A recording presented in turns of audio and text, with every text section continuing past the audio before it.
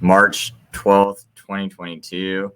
My name is Chris Lucas. I'm just doing a quick show. I'm going to do a longer show in about 20 minutes about Ukraine and everything, but I just want to do this one real quick. And hello to everyone out there watching.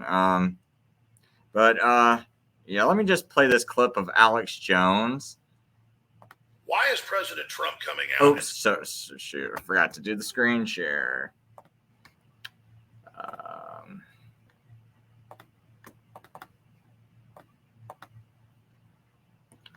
Alright, let me go back.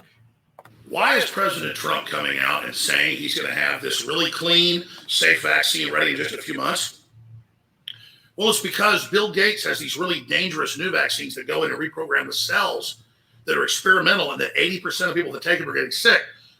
And so Bill Gates has bought off much of the CDC and the NIH. So Trump is taking control of the process, saying, don't worry, we'll have another vaccine for you that's actually much, much weaker and doesn't cause as many problems. I still think it's very, very dangerous what President Trump is doing. Vaccines are a real technology. The problem is they've been given liability protection. They've been caught adding things to them, especially the UN and Bill Gates. Bill Gates just got caught giving people all over the world polio. The Associated Press reported on it in his vaccine. So Bill Gates is the main cause of polio today. So Trump's trying to head him off at the pass so that Bill Gates can't be the savior and actually release this bioweapon through the vaccine on the public. That's what Trump's really doing. I still think it's very, very dangerous. Okay, so he says that's what Trump's doing, trying to release this vaccine out. So which one is that safe vaccine, Alex? Well, hey, I found this tweet because Alex Jones said this back in 2020, right? It's before the vaccine was ever released, or the so-called vaccine was released. But anyway, Ivanka Trump says, fact check. This Moderna NIH vaccine is literally the one that President at Real Donald Trump partnered with Moderna to create on January 13th, 2020. I repeat, January 13th, 2020. Just be happy. This is great news for America and the world. So, okay, Alex. She said this was from that Donald Trump's been working with Moderna since January 13th, 2020. Okay, the genetic sequence for this injection, I should have had this already pulled up. I forgot about this part of it. But let's go look at this vaccine timeline on Moderna's page. Gotta make sure we get all the way to the bottom. Let's go look at this, because this is going to be really interesting. Okay, so look, the Chinese authorities shared the genetic sequence of the novel coronavirus on January 11th. So they didn't really have the virus in their possession. They just had it from China, right? So they send it over to the NIH on January, and so on January, so it's sent over to the NIH on January 11th, 2020. So the NIH and Moderna finalize the sequence for mRNA 1273. That is what the coronavirus vaccine is called, mRNA 1273. That's what you're getting injected into your body. So their first batch they come up with, it's like they got it right their very first time. Even though this company never brought anything to market before, they got it right their first time. Like, they didn't make several batches, to my understanding. It's like, oh, hey, this is the batch. This is the one we're going to go with. And if they did have other batches, I'd like to see all the proof of it, where you tested several batches and then you were like, oh, no, this is the one. I like to see all that proof. But to my knowledge, it really looks like they came up with one formula. It worked, and then they immediately started to mobilize towards clinical manufacture.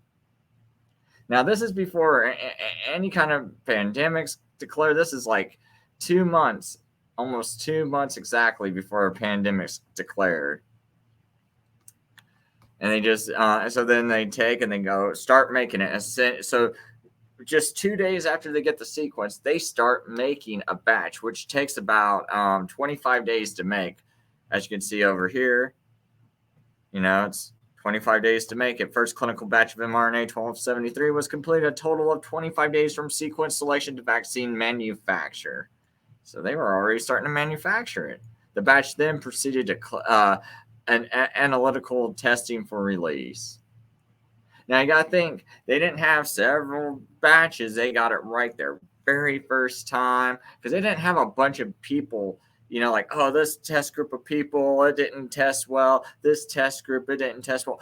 But this other test group, like this 20th test group over here of people, it tested well. No, according to me, to everything I've read, they've only had one batch of people they tested it on, and they just happened to be like, yep, we still got it right. I mean, that doesn't strike you as suspicious. Because as you can see here from when they first made about 17 days later, the first batch is sent to the NIH for their phase 1 clinical study. That's where you use people. So 17 days after it was even created, they're just putting it into people. So I'm not going to go too long on that.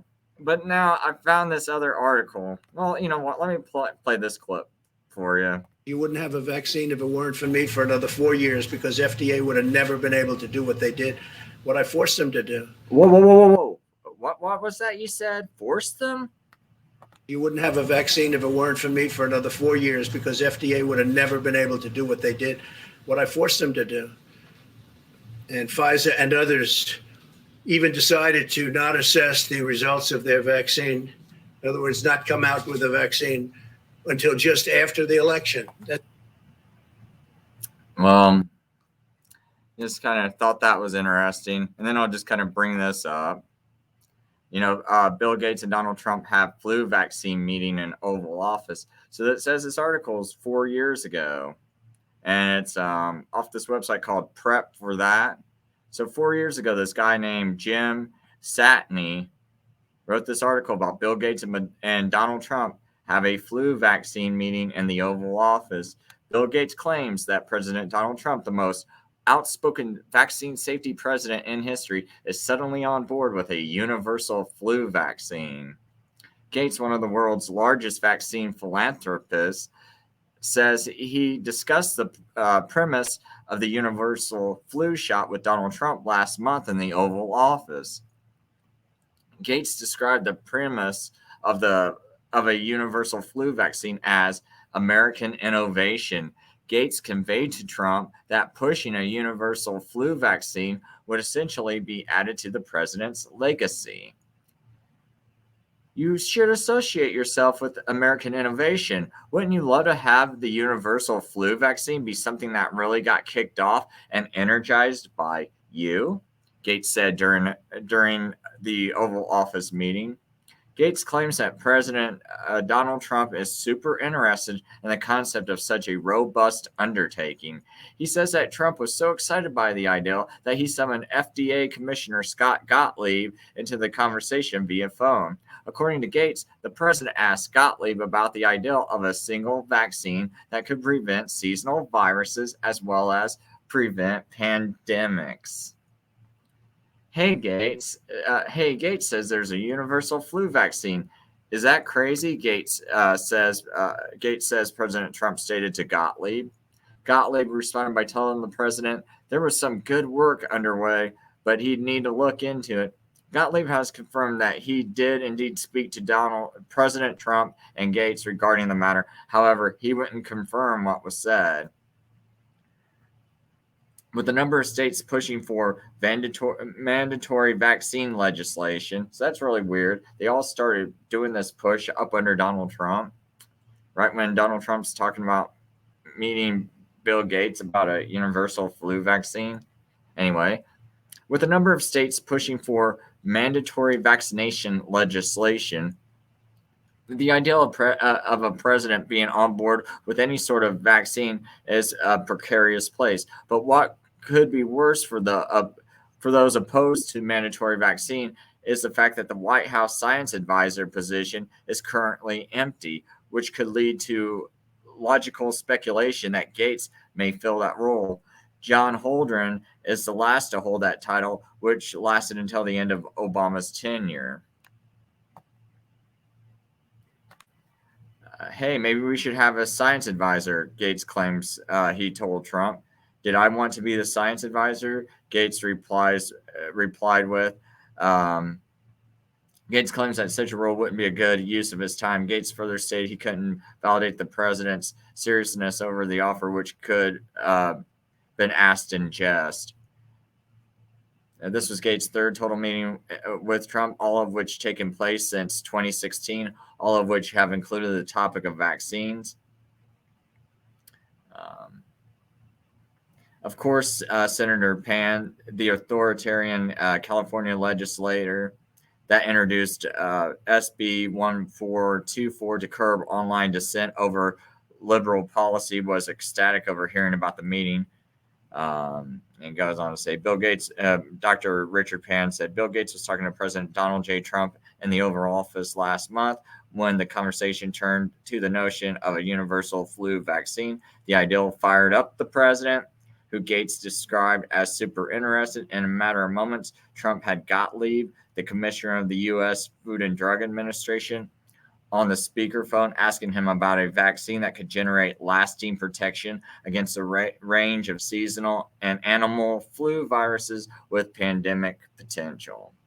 So that's kind of odd because, they said the coronavirus came from a bat or a pangolin. Something about that.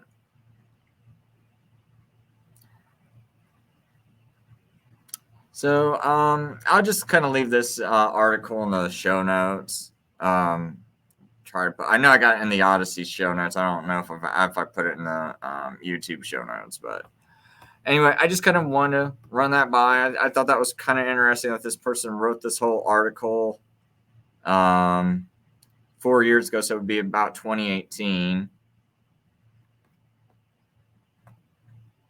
And one thing I'll finish this off with is